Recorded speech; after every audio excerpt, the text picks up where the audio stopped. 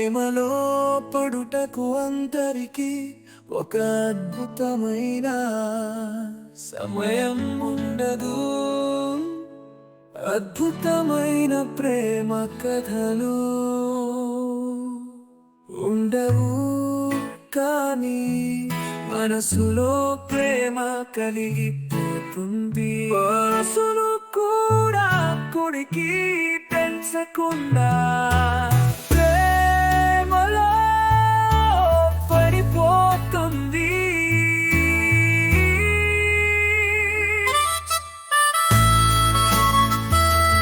చిత్రాలు వారు చూసినంత మధురంగా ఉంటాయి. ప్రేమ సాగరాన్ని కనిపించి ప్రేమకు మోహించిపోతుంది.